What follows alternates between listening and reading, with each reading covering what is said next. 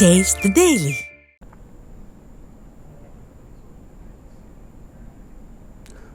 புரட்சி தமிழரின் மக்களை காப்போம் தமிழகத்தை மீட்போம் எழுச்சி பயணத்தின் 4வது நாள் பிரச்சாரம் விழுப்புரம் மாவட்டம் வானூர் சட்டமன்ற தொகுதிக்குட்பட்ட திருச்சிற்றம்பலம் கூட்டுச்சாலையில் தொடங்கியுள்ளது.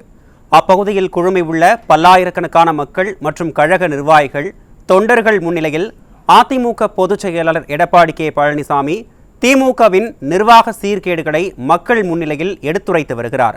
அதன் நேரடி காட்சிகளை தற்போது பார்த்துக் கொண்டிருக்கிறோம்.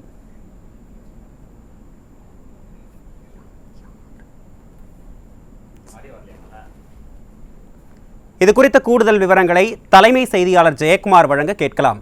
ஜெயக்குமார், வணக்கம். விவரங்களை சொல்லுங்க. வணக்கம் அருண். அனைத்திந்திய அண்ணா திராவிட முன்னேற்ற கழகத்துடைய பொதுச் செயலாளரும் சட்டமன்ற எதிர்க்கட்சி தலைவரும் முன்னாள் முதலமைச்சருமான புரட்சி தமிழர் எடப்பாடி கே பழனிசாமி அவர்கள் மக்களை காப்போம் தமிழகத்தை மீட்போம் என்கிற இந்த புரட்சி பயணத்தினுடைய 4வது நாளாக இன்று விழுப்புரம் மாவட்டத்தில் இருக்கக்கூடிய அந்த விடுதியில் இருந்து புறப்பட்டு வருகிற வழியெல்லாம் மக்கள் அலைகடல் என திறந்திருக்கிறார்கள். எங்கு பார்த்தாலும் மக்கள் தலைகளாக இருக்கிறது. குறிப்பாக விழுப்புரம் மாவட்டம் வானூர் சட்டமன்ற தொகுதி திருச்சிற்றம்பலம் கூட்டுரோடு பேருந்து நிலையம் அருகே தற்போது அவருடைய வாகனம் பல்லாயிரக்கணக்கான மக்கள் குவிந்திருக்கிறார்கள்.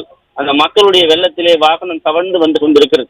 ஏராளமான பெண்கள், இஸ்லாமிய பெண்கள், அதே போன்ற பொதுமக்கள், இளைஞர்கள், இளம் பெண்கள், மாணவிகள், பொதுமக்கள் என இங்கு குவிந்திருக்கிறார்கள். அனைவருமே அனைத்திந்திய அண்ணா திராவிட முன்னேற்ற கழகம் 2026 ஆட்சி கட்டிலே அமர வேண்டும் என்கிற ஒற்றை இலக்கிற்காக அவர்கள் இங்கே குவிந்திருக்கக்கூடிய அந்த காட்சிகளை பார்க்கிற பொழுது மக்கள் எந்த அளவிற்கு ஆளுகிற திமுக அரசின் மீது மிகப்பெரிய வேதனையினுடைய துயரத்தினுடைய உச்சத்தில் இருக்கிறார்கள் என்பதற்கு இந்த மக்களுடைய கூட்டமே சாட்சியாக இருக்கிறது. அனைத்திந்திய அண்ணா திராவிட முன்னேற்ற கழக ஆட்சி காலத்திலே செய்த மக்களுக்கான திட்டங்களை அவர்கள் எண்ணி பார்க்கிறார்கள். அந்த திட்டங்கள் எல்லாம் இன்று அரசியல் காழ்ப்புணர்ச்சியோடு நிறுத்தப்பட்டு கிடப்பதனால் மக்கள் எந்த அளவுக்கு துயரத்திற்கு ஆளாக்கப்பட்டிருக்கிறார்கள், துயரத்திற்கு ஆளாக்கப்பட்டிருக்கக்கூடிய மக்கள் எந்த அளவிற்கு வேதனை அடைந்திருக்கிறார்கள். குறிப்பாக இந்த மக்கள் வேதனை அடைந்திருக்கிற காரணத்தினால் அனைத்திந்திய அண்ணா திராவிட முன்னேற்ற கழகத்தினுடைய மக்களுடைய அந்த எழுச்சி இன்றைக்கு ஆட்சி கட்டிலே அமர வைத்தே தீர வேண்டும் என்கிற மக்கள் அலைகள் என வெள்ளமாக திறந்திருக்கிறார்கள். இந்த பகுதியில ஏராளமான திட்டங்கள், வாக்குறுதிகள் அளிக்கப்பட்டிருக்கிறது. அவை அனைத்துமே முடக்கப்பட்டிருக்கிறது. குறிப்பாக அனைத்திந்திய அண்ணா திராவிட முன்னேற்ற கழகத்தினுடைய ஆட்சியிலே இங்கு கொண்டு வரப்பட்ட புரட்சி தலைவி ஜெயலலிதாவுடைய பல்கலைக்கழகம் கூட அரசியல் காழ்ப்புணர்ச்சியோடு மக்களுடைய அந்த கல்வியிலே அக்கறை இல்லாமல் இந்த அரசு செயல்பட்டதை அவர்கள் வேதனையோடு பதிவு செய்ததை நம்மால் பார்க்க முடிகிறது. அனைத்திந்திய அண்ணா திராவிட முன்னேற்ற கழகத்தினுடைய புரட்சி தமிழர் எடப்பாடி கே பழனிசாமி அவர்கள் தொடர்ந்து இந்த பகுதியில எழுச்சி உரை ஆற்றவிருக்கிறார்கள்.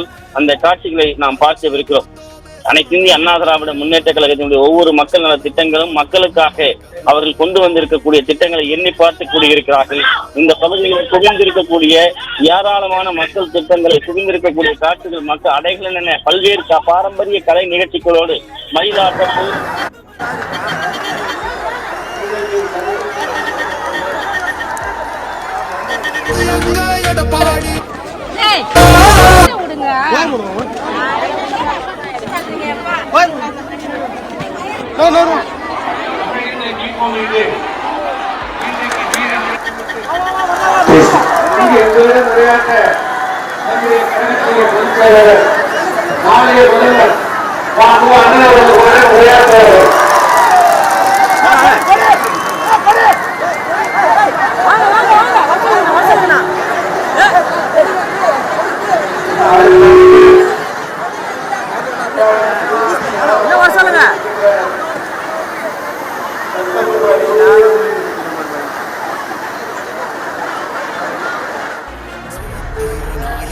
சாமானிய நாயகன் தமிழக தாய மீட்க உறுதி கொண்ட ஒரு மகன். அடித்தட்ட பார்த்தவன், அரியணையும் பார்த்தவன், புரட்சி தலைவி வழி புலியனவே நடந்தவன்.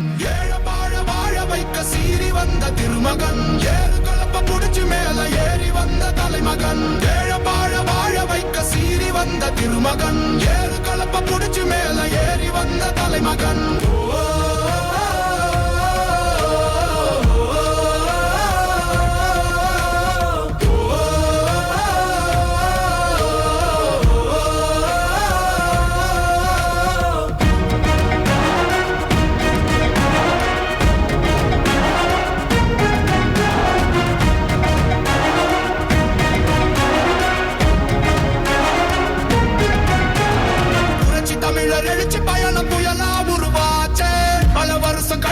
நினைச்ச கனவு தமிழர் எழுச்சி பயணம் புயலா உருவாச்சு நம்ம சேரும் போது வெற்றி வந்து விழுந்தாச்சு மக்களை காப்போம் தமிழகத்தை மீட்போம் மக்களை காப்போம் தமிழகத்தை மீட்போம் மக்களை காப்போம் தமிழகத்தை மீட்போம் மக்களை காப்போம் தமிழகத்தை மீட்போம். உங்களுடைய சட்டப்பேரவை உறுப்பினர் மாவட்ட கழக துணை செயலாளர் அயல்விச்சாச்சிரையும் சக்கரபாணி அவர்களே, முன்னாள் எம்எல்ஏ திரு ஐ ஜானகிராமன் அவர்களே மற்றும் ஒன்றிய கழக செயலாளர் திரு கரேத்தே பக்தவச்சலம் அவர்களே, முன்னாள் மத்திய அமைச்சர் கழக அமைப்பு செயலாளர் அண்ணன் திரு செஞ்சி ராமச்சந்திரன் அவர்களே,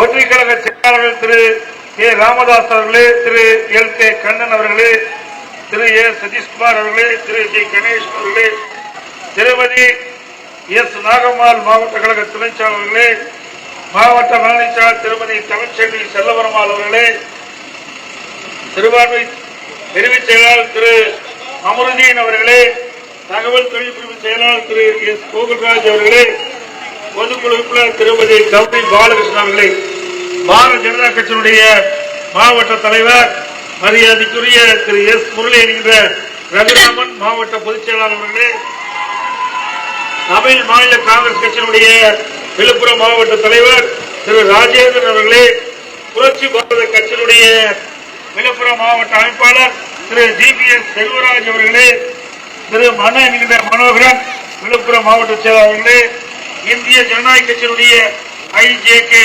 கட்சியினுடைய விழுப்புரம் மாவட்ட தலைவர் திரு கி ஸ்ரீதர் அவர்களே மற்றும் இந்த திரளான கூட்டத்திலே பங்கு பெற்றிருக்கின்ற கழகத்திலே பல்வேறு பொறுப்புகளை வைக்கின்ற நிர்வாகிகளை,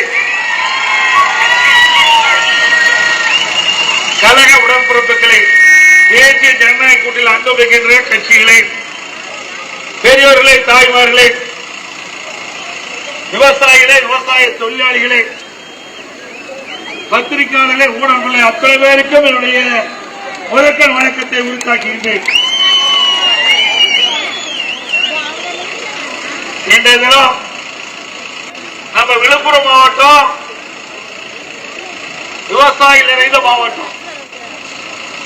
இது முழுக்க முழுக்க விவசாயத்தை நம்பித்தான் நம் மாவட்ட மக்கள் வாழ்ந்து கொண்டிருக்கிறார்கள். விவசாயி, விவசாய தொழிலாளி. அனைத்து இந்திய அண்ணா திராவிட முன்னேற்ற கழக ஆட்சி இருக்கின்ற பொழுது விவசாயிகளுக்கும் விவசாய தொழிலாளிகளுக்கும் முன்னுரிமை கொடுத்து அவர்கள் வாழ்க்கை ஏற்ற பெற பல்வேறு திட்டங்களை இந்த நாட்டு மக்களுக்கு வழங்கணும். அந்த வகையில் பார்க்கின்ற பொழுது விவசாயி என்று சொன்னால், விவசாய தொழிலாளி என்று சொன்னால் உழைக்க பிறந்தவன், நாட்டு மக்களுக்கு உணவளிக்க கூடிய ஸ்தானத்தில் இருக்கின்றவர் விவசாயி, விவசாய தொழிலாளி. நீ எத்தனை தொழில் வேணாலும் பண்ணலாம், ஆனால் விவசாய தொழில் ஒன்றுதான் பிரதான தொழில். அதில் உற்பத்தி ஆகிய உணவுப் பொருள் தான் நம்ம உண்டாக வேணும். அப்படி உணவுப் பொருளை தயாரிக்கின்ற உற்பத்தி செய்யக்கூடிய நபர்கள் விவசாயி, விவசாய தொழிலாளி. இன்றைக்கு நாட்டு மக்களுக்கு உணவு வழங்கக்கூடிய ஸ்தானத்தில் இருக்கின்ற அந்த விவசாயிகளுக்காக நிறைய திட்டங்களை அதிமுக ஆட்சியில கொண்டு வந்தோம். அதனால விவசாயிகள் அதிமுக ஆட்சியில பயன்பெற்றாங்க. நீங்க பாத்தீங்கன்னா இயற்கை சீற்றம் வரும், கனமழை பெய்யும், புயல் அடிக்கும், விவசாயம் பாதிக்கப்பட்டுரும். பாதிக்கப்பட்ட விவசாயிகளுக்கு ஓடோடி வந்து நாங்கள் உதவி செஞ்சோம். இது அதிமுக ஆட்சியில. திமுக ஆட்சியில புயல் வந்தாலும் சரி, மழை பெஞ்சாலும் சரி, வெள்ளம் வந்தாலும் சரி, விவசாயிகளே பார்ப்பது கிடையாது. அப்படி விவசாய புறக்கணிக்கக்கூடிய ஆட்சி ஸ்டாலின் மாடல் ஆட்சி. விவசாயிகளை காப்பாற்றுகிற ஆட்சி அதிமுக ஆட்சி. ஒரே 5 ஆண்டுல 2016 முதற்கட்டமாக அம்மா முதலமைச்சர் இருக்கும்போது விவசாயிகள் தொடக்க வேளாண்மை வாங்கிய பயிர்க்கடன் தள்ளுபடி செய்யப்பட்டது. பிறகு கொரோனா காலம் விவசாயிகள் உற்பத்தி பாதிக்கப்பட்டது என்று சொல்லி என்னிடத்தில் கோரிக்கை மனு வைத்தார்கள். அதன்படி விவசாயிகள் தொடக்க வேளாண்மை வாங்கிய பயிர்க்கடன் ரத்து செய்யப்பட்டது. ஒரு ஆட்சியில 2 முறை விவசாயிகளுக்கு பயிர் காப்பீட்டு தொடக்க வேளாண்மை வங்கியின் மூலமாக பெற்ற பயிர்களை தள்ளுபடி செய்யப்பட்ட ஒரே அரசாங்கம் அதிமுக அரசாங்கம். விவசாய தொழிலாளிக்கு பசு வீடுகள் கட்டி கொடுத்தோம், அதையும் இப்ப நிறுத்திட்டாங்க. விவசாயிகள் தொழிலாளி, அந்த தொழிலாளி சுயமா சம்பாதிக்க வேணும், பொருளாதாரத்தை ஈட்ட வேணும். விலையில கறவை மாடு வாங்கி கொடுத்தோம், விலையில ஆடுகள் கொடுத்தோம், அதையே நிறுத்திட்டாங்க. விவசாய தொழில் சிறக்க வேண்டும், விவசாயம் நன்றாக இருக்க வேண்டும், அதில் பாடுபடுகிற விவசாய தொழிலாளியும் நன்றாக இருக்க வேண்டும். உழவர் பாதுகாப்பு திட்டம், அதன் மூலமாக விவசாய தொழிலாளிக்கு நிறைய உதவிகளை செஞ்சோம். விவசாயிகளுக்கு எந்த 24 மணி நேரத்தில் எந்த நேரத்துக்கு போனாலும் பங்கு சட்டை இயக்கலாம். மும்மணி மின்சாரத்தை கொடுத்த ஒரே அரசாங்கம் அதிமுக அரசாங்கம். இன்னைக்கு திமுக தேர்தல் அறிக்கையில 525 அறிவிப்பு வெளியிட்டாங்க. ஒரு 10% அறிவிப்பு கூட இது வரைக்கும் நிறைவேற்றல.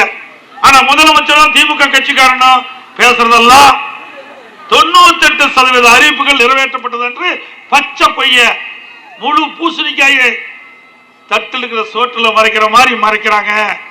ஆனா 2021 சட்டமன்ற பொதுத் தேர்தலின் போது திராவிட முன்னேற்ற கழக தேர்தல் அறிக்கையில குறிப்பிட்ட பல கோரிக்கைகள் இதுவரை நிறைவேற்றவில்லை. இது கிராமம் சூழ்ந்த பகுதி 100 நாள் வேலை திட்டம் திமுக ஆட்சிக்கு வந்தா 150 நாளா உயர்த்த சொன்னாங்க. உயர்த்தினாங்களாமா? 150 நாள் வேலை கிடைக்குதா? அதில் பணிபுரிகின்ற ஊழியருக்கு சம்பள உயர்வு சொன்னாங்க. இப்ப 100 நாள் வேலைக்கு பதிலா அது குறைஞ்சு 50 நாள் ஆகிட்டு. ஏற்கனவே 100 நாள் வேலை செய்த 100 நாள் வேலை திட்டத்தில் பணிபுரிந்த தொழிலாளர்கள் இப்போது திமுக ஆட்சியில 50 நாள் தான் வேலை கிடைக்குது. இப்படி மக்களை ஏமாற்றி வாக்குகளை பெற்று ஆட்சிக்கு வந்த கட்சி தான் திமுக கட்சி. அது மட்டும் இல்ல, எப்பொழுது பார்த்தாலும் ஸ்டாலின் பேசுறார் பெண்களை ஏமாற்றுவதற்கு. என்ன சொல்றாரு? குடும்ப தலைவிக்கு மாதந்தோறும் 1000 உரிமை தொகை கொடுக்கறேன் சொன்னது எப்ப? 21 கொடுத்தது எப்ப? 28 மாசம் கழிச்சு. 28 மாத காலம் சட்டமன்றத்தில் பிரதான எதிர்க்கட்சி அதிமுக தொடர்ந்து இது வலியுறுத்தப்பட்டது. இன்றைக்கு பெண்களுக்கு கொடுக்கப்பட்ட வாக்குறுதி என்ன ஆச்சு? மாதந்தோறும் 1000 ரூபாய் உரிமை தொகை என்ன ஆச்சு? எப்ப கொடுப்பீங்க அப்படின்னு தொடர்ந்து சட்டமன்றத்தில் வலியுறுத்தி வந்தோம். அது மட்டுமல்ல, எங்களுடைய சட்டப்பேரவை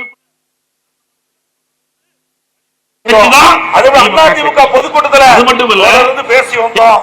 அது மட்டுமல்லாம செய்தி ஊடகத்தின் வாயிலாக பேட்டி கொடுத்தோம், ஊடக பத்திரிகையின் வாயிலாக அறிக்கை விட்டோம். அதுக்கு பிறகுதான் வேற வழி இல்லாம எதிர்கட்சியுடைய அழுத்தத்துல தான் இந்த உரிமை தொகை மாதந்தோறும் பெண்களுக்கு கிடைக்குது. சாதாரணமா வந்துடல, உங்களுக்கு ஏமாத்த பார்த்தாரு விடல. அது மட்டுமல்ல, அதுக்கு பிறகு இப்ப பேசுறாரு. ஏன்னா மக்கள் செல்வாக்கு அடியோட இருந்துட்டு திமுக. அடுத்த 2026 சட்டமன்ற தேர்தல் வர இருக்குது. அதற்காக இப்போ ஒரு அறிக்கை வெளியிட்டிருக்கார். விடுபட்ட 30 லட்சம் பேருக்கு கொடுப்பேன், விதிகள்லாம் தளர்த்தி 30 லட்சம் பேர் கொடுக்கறேன். இன்னும் 8 மாசம் இருக்குது. ஏற்கனவே 28 மாசம் கழிச்சு தான் மற்றவங்களுக்கு கொடுத்தீங்க. இப்ப 30 லட்சம் பேருக்கு இந்த 8 மாசத்துக்கு தான் கொடுக்கிறாரு. அப்படின்னா 52 மாசம் தான் போயிட்டு. இந்த உரிமை தொகை மாதந்தோறும் பெண்களுக்கு கிடைக்குது.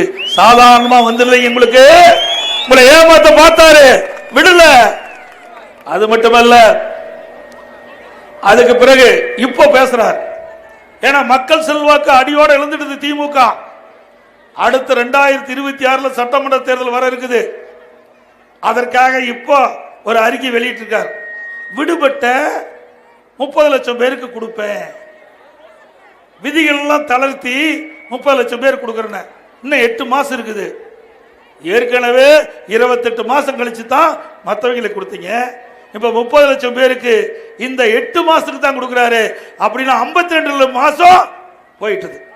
52 மாசம் அவளுக்கு கிடைக்க வேண்டிய மாதந்தோறும் 1000 ரூபாய் கிடைக்கல. இதுவும் ஒரு நடிப்பு. இது தேர்தல் வரைக்கும் தான் சொல்லுவாங்க, தேர்தல் வரைக்கும் தான் இந்த பணத்தை கொடுப்பாங்க. தேர்தல் முடிஞ்சா தகுதியின் அடிப்படையில் கொடுப்புன்னு சொல்லி எதையும் நிறுத்திடுவாங்க. இப்போ 30 லட்சம் பேர் கொடுப்புன்னு சொன்னதையும் தேர்தல் முடிஞ்சு நிறுத்திடுவாங்க.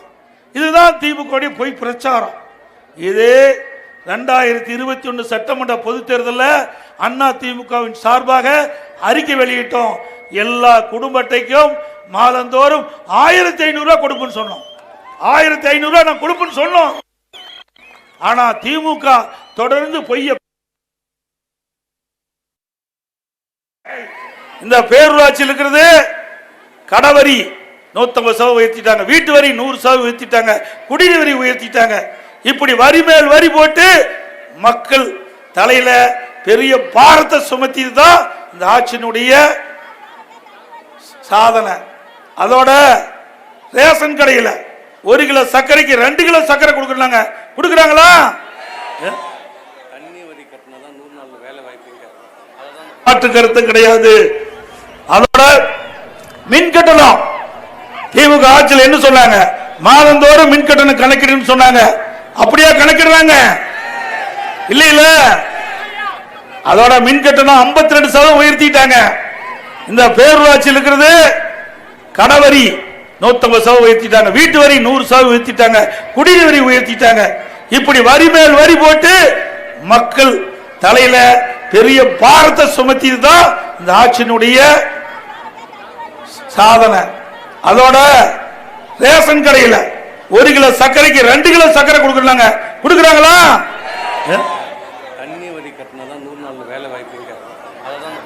பாருங்க, தண்ணி வரி கட்டினா தான் 100 நாள் வேலை திட்டமா.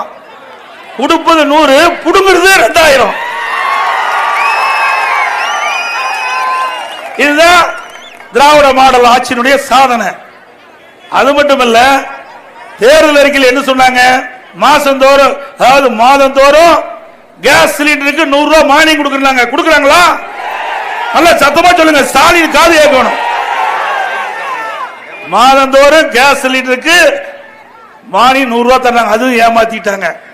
அப்புறம் கல்வி கடன், நம்ம கிராமம் நகரம் ஏழை குடும்பத்தில் பிறந்த மாணவ மாணவி அதை படிப்பதற்காக பேங்க்ல கடன் வாங்குவோம். அதுக்கு என்ன சொன்னார் ஸ்டாலின்? இளைஞர்கள் ஓட்ட பெற வேணும், அந்த இளைஞருடைய பெற்றோர் ஓட்டுகளை பெற வேணும். அதற்கு ஒரு தந்திரம் கண்டிச்சார். திமுக ஆட்சிக்கு வந்தவுடன் கல்வி கடன் ரத்துனார். ரத்து செஞ்சிருக்காங்களா? ஏமாற்றிட்டார்கள. அதுக்கு பிறகு மிகப்பெரிய பொய், நீட் தேர்வு ரத்து ரத்துன்னு சொன்னார். இதை நம்பி பெற்றோர்களும் இளைஞர்களும் மாணவர்களும் வாக்களிச்சாங்க. திமுக ஜெயிச்சு வந்த பிறகு 4 வருஷம் நீட் தேர்வு ரத்து ரத்துன்னு சொல்லி ரத்தே செய்யாத காரணத்தினால இதை நம்பி சரியான முறையிலே தேர்வு நீட் தேர்வு எழுதாத காரணத்தில் நம்முடைய மாணவ செல்வங்கள் உயிர் நீத்ததுதான் மிச்சம். இப்படி பொய்ய பேசி பேசி மக்களை நம்ப வைத்து வாக்குகளை பெற்று ஆட்சிக்கு வந்த பிறகு ரத்த வேடம் புரிகின்ற கட்சி திமுக கட்சி. அதற்கு முடிவு கட்டுகின்ற தேர்தல் 2026 தேர்தல் என்பதை எண்ணி பார்க்க வேண்டும். அதோட இன்னும் சிந்திச்சு பாருங்க, திமுக குடும்பத்தில் இருக்கிறவங்க தான் அதுல பொறுப்புக்கு வர முடியும். கட்சியிலும் சரி ஆட்சியிலும் சரி.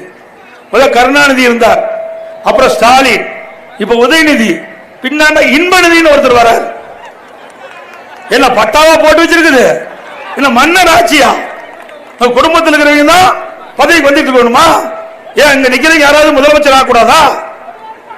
ஆக குடும்ப ஆட்சிக்கு, வாரிசு அரசியலுக்கு முற்றுப்புள்ளி வைக்கின்ற தேர்தல் 2026 தேர்தலா இருக்கணும். ஏற்கனவே இந்திய நாட்டில் மன்னர் ஆட்சி ஒழிக்கப்பட்டு விட்டது. இப்ப மீண்டும் திமுக மூலமாக மன்னர் ஆட்சி வர துடித்துக் கொண்டிருக்கின்றார்கள். அதற்கு 2026 தகுந்த பதிலடியை இந்த மக்கள் கொடுக்க வேண்டும் என்று அன்போடு இந்த நேரத்தில் கேட்டுக்கிறேன். அதோட நீங்க பாத்தீங்கன்னா என்ன பத்தி ஸ்டாலின் திருவாரூர்ல பேசுறார்.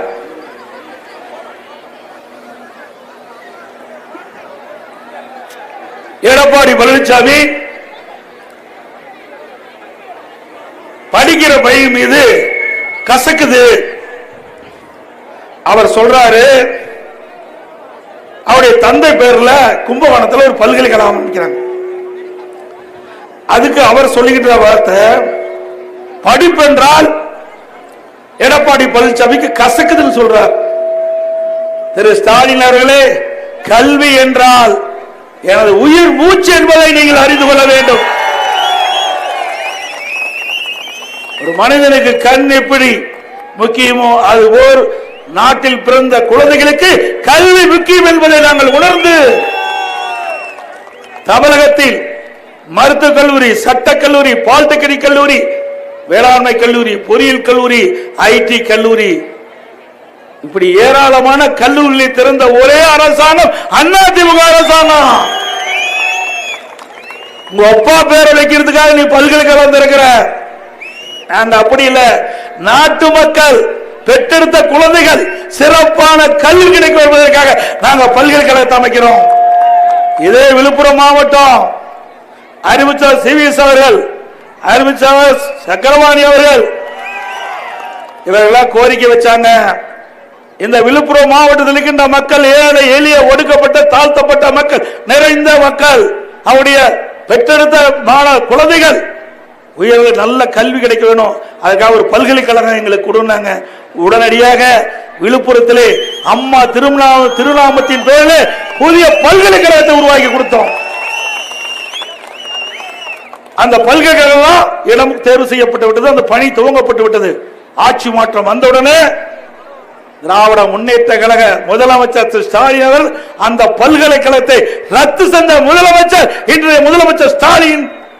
நீங்களா படிப்பை பத்தி பேசுறீங்க, உங்களுக்கு படிப்பு என்றால் கசக்குது. படிப்பை பத்தி உங்களுக்கு என்ன தெரியும்?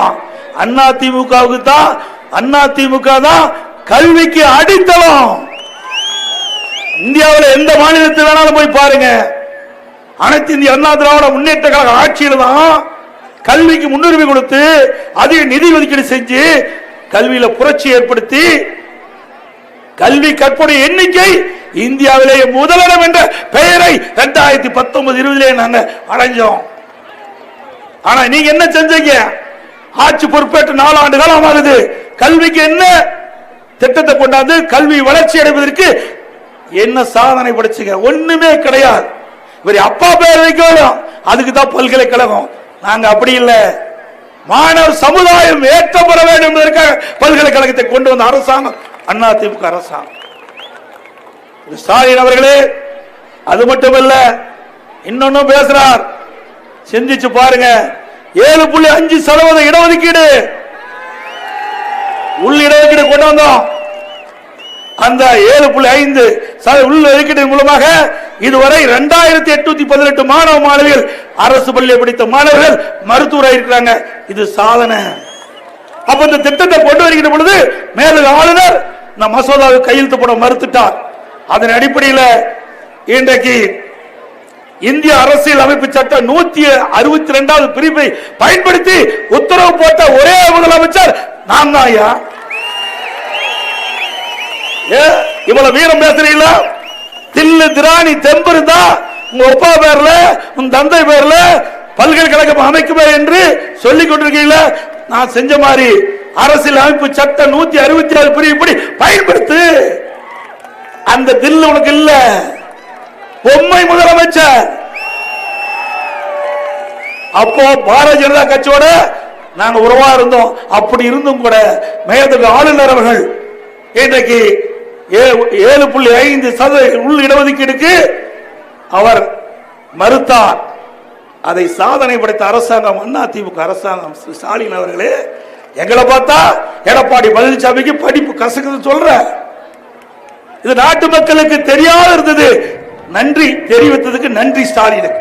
பல பேருக்கு இது தெரியாது. இந்தியாவிலேயே எந்த ஒரு முதலமைச்சரும் இந்திய அரசியல் அமைப்பு சட்டம் 162 பயன்படுத்தினதே கிடையாது. இதுவரைக்கும் பயன்படுத்தல. பயன்படுத்திய ஒரே ஆள் நான் தான். நான் பதவியை பத்தி கவலைப்படல, நாட்டு மக்களை பத்தி கவலைப்பட்டேன், நம்முடைய மாணவர்களை பத்தி கவலைப்பட்டோம். ஆகவேதான் எது நடந்தாலும் பரவாயில்லை, அதிமுக கொண்டு வந்த அந்த சட்ட மசோதா நிறைவேற்றப்பட வேண்டும். அனைத்து இந்திய அண்ணா திராவிட முன்னேற்ற கழக அரசு அந்த மாணவ செல்வங்கள் கனவு மருத்துவராக வேண்டும், நனவாக வேண்டும் என்பதற்காக கொண்டு வந்து நிறைவேற்றப்பட்ட அரசாங்கம் அதிமுக அரசாங்கம். எங்களை பேசுவதற்கு எந்த அருகதையும் இல்ல ஸ்டாலினுக்கு. என்ன நீங்க செஞ்ச இன்னும் பேசலாம். எடப்பாடி பழனிசாமி பிஜேபிக்கு அடிமை, பிஜேபிக்கு நடுங்குறாரு. நாங்க நடுங்கல ஸ்டாலின் அவர்களே, நீங்க தான் நடுக்கத்துல இருக்கிற. எப்ப அமலாக்கத்துறை கதவை தட்டுன்னு பயந்து நடுங்கிட்டு இருக்கிறாங்க நீங்களும் அமைச்சர் பெருமக்களும். அது மட்டும் இல்ல, திமுக காங்கிரஸ் கூட்டணி ஏற்படல. அப்பொழுது காங்கிரஸ் மத்தியில் ஆட்சி, கீழே கூட்டணி பேசிட்டு இருக்கிறாங்க. மாடியில திரு ஸ்டாலினுடைய தாயார்கிட்ட சிபிஐ விசாரிச்சுக்கிட்டு இருக்குது. மேல சிபிஐ முடிஞ்சு போச்சு ஒப்பந்தம். எங்களை பத்தி நீ பேசலாமா? எவ்வளவு பயத்தை வச்சுக்கிட்டு எங்ககிட்ட பேசுறீங்க? அண்ணா திமுகவை பொறுத்த வரைக்கும் எதற்கும் அஞ்சாத கட்சி.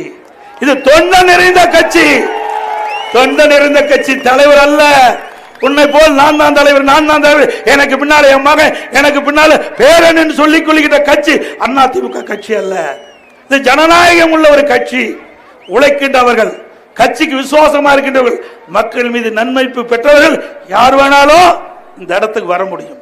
அப்படி ஒரு மிகப்பெரிய இயக்கத்தை பொன்மனச்செம்மல் புரட்சி தலைவர் எம்ஜிஆர், இதே புரட்சி தலைவி அம்மா நம்மிடத்திலே ஒப்படைத்து விட்டு சென்றிருக்கார். திரு ஸ்டாலின் அவர்களே, எங்க கட்சியை உடைக்கிறதுக்கு என்னென்னலாம் திட்டம் போட்டேன், கொஞ்சம் லஞ்சமா திட்டம் போட்டேன், அத்தனையும் உடைத்தெறிந்தோம், தகர்த்தெறிந்தோம்.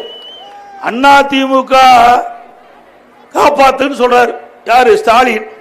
உங்க கட்சி காப்பாத்தப்பா, உங்க கட்சி காப்பாத்து. எத்தனை பேரு எங்க இருப்பாங்கன்னே தெரியல. தேர்தல் நேரத்தில் பத்திரமா இருப்பாங்க. நீங்க புரிஞ்சுங்க எந்த இடத்துல இருப்பாங்க. தேர்தல் நேரத்தில் உங்களுடைய அமைச்சர் பெருமக்கள், உங்களுக்கு சகாக்கள் எங்க இருப்பான்னு நாட்டு மக்களுக்கு தெரியும். பத்திரமா அங்க இருப்பாங்க. இந்த தேர்தலில் கவலையே பட வேண்டாங்க. யாரெல்லாம் அராஜகம் பண்றாங்களோ அவர்களுக்கு தக்க பாதுகாப்பு கொடுப்பாங்க. யார் கொடுப்பாங்க நீங்க புரிஞ்சுங்க. அதோட இன்றைக்கு விலைவாசி உயர்வு, இன்றைக்கு ஏழை எளிய மக்கள் நிறைந்த பகுதி. இன்றைக்கு அதிமுக ஆட்சியில் நீங்க பாத்தீங்கன்னா இதெல்லாம் புள்ளி ஒரு தோல் நாங்கள் சொல்றோம். இதுக்கு பதில் சொல்ல வேணும். இந்த முதலமைச்சர் பதில் சொல்ல வேண்டும். ஏன்னா நாட்டை ஆளக்கூடியவர் திரு ஸ்டாலின். அவர் மக்களை காப்போம் என்று சொல்லிட்டு இருக்கார். மக்களுக்கு தேவையான திட்டங்களை கொடுப்போம் பொய்ய பேசிட்டு இருக்கார். திமுக ஆட்சியில் தான் நிறைய திட்டங்கள் கிடைச்சுதான். இதுக்கு பதில் சொல்லப்பா. 2021 பச்சரிசி, சாப்பாட்டு அரிசி சுமார் 50 ரூபாய்க்கு வித்தது. இப்ப 77 ரூபாய், 27 ரூபாய் அதிகம். பொன்னி புழுங்கல் அரிசி 1 கிலோ 50 ரூபாய்க்கு வித்துட்டு இருந்தது. இப்ப 77 ரூபாய், 22 ரூபாய் அதிகம் விற்கிது.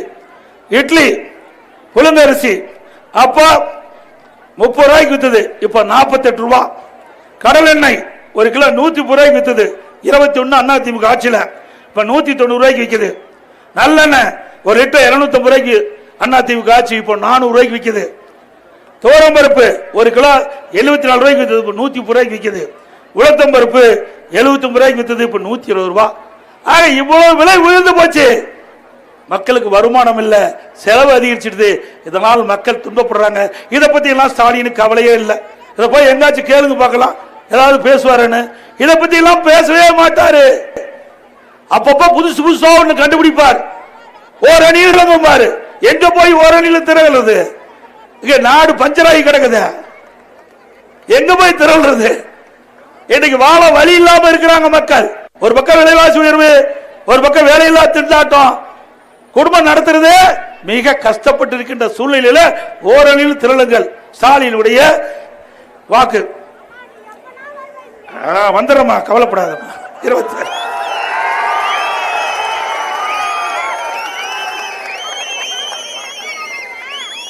இது நம்ம ஆட்சிங்க, மக்கள் ஆட்சி, உங்க ஆட்சி.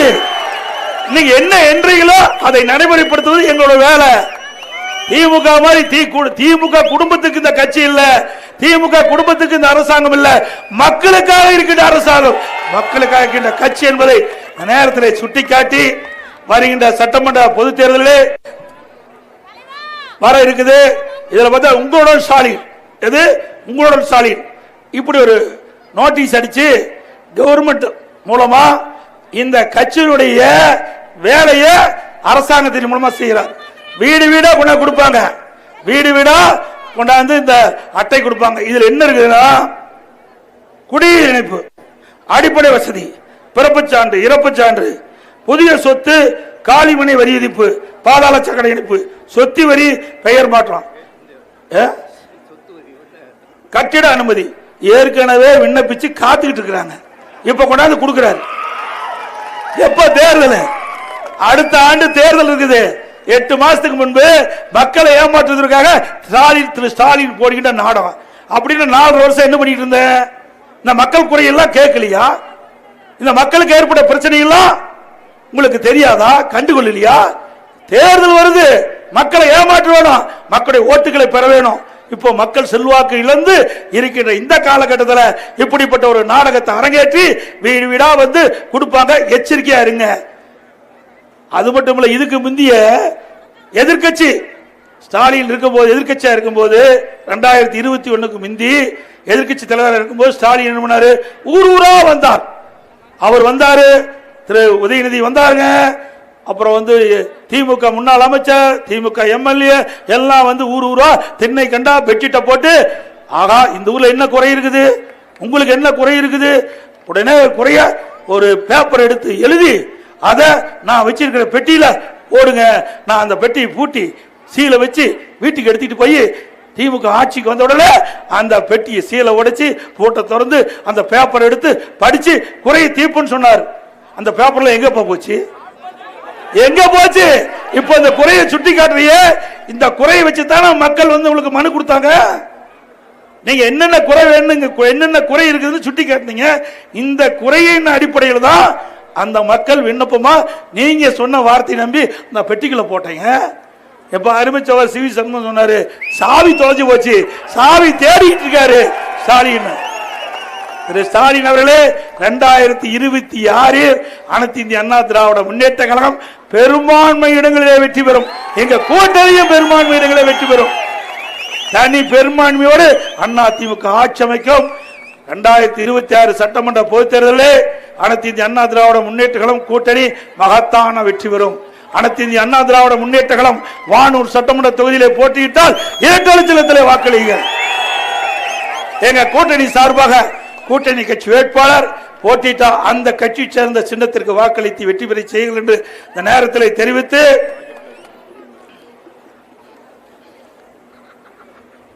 அதோட எப்ப பார்த்தாலும் ஸ்டாலின் பேசுறார், தொகுதி மறுவரைவு செய்ய வேணும், நாடாளுமன்ற தொகுதி மறுவரைவு செய்ய இல்ல, இந்த நமக்கு நாடாளுமன்ற தொகுதி எண்ணிக்கை குறையும் அப்படின்னு ஒரு பொய்ய கட்டவிழ்த்து விட்டார். ஏன்னா மக்கள் செல்வாக்கு இழந்துட்டார். அதனால மத்திய அரசு மீது பதி சுமத்துவதற்காக ஒரு நாடகத்தை அரங்கேற்றார். ஏற்கனவே மத்திய அரசு தெளிவுபடுத்தி விட்டது, தமிழ்நாட்டுக்கு எந்த விதத்திலும் இந்த நாடாளுமன்ற உறுப்பினர்களுடைய எண்ணிக்கை குறையாது, பாராளுமன்ற மறுவரைவு அது வருகின்ற பொழுது தெளிவுபடுத்துறோம் சொன்னாங்க. இதுவரைக்கும் எந்தவித அறிவிப்பும் மத்திய அரசு வெளியிடல. ஸ்டாலின் தூக்கிட்டார்.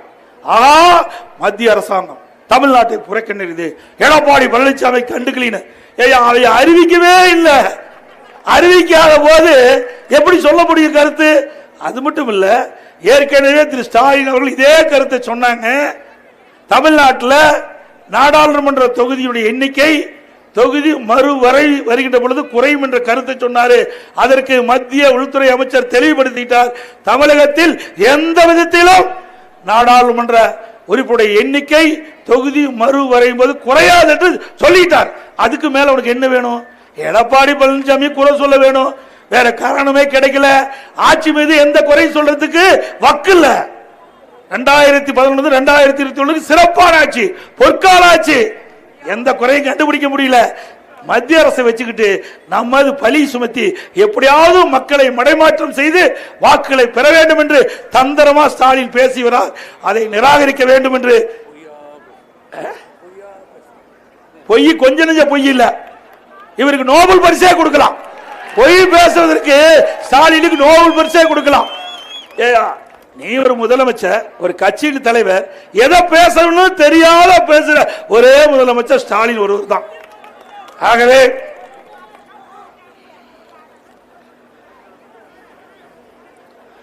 பேய் ஆட்சிக்கு முடிவு கட்டுவோம், மக்கள் ஆட்சியை வளர செய்வோம்.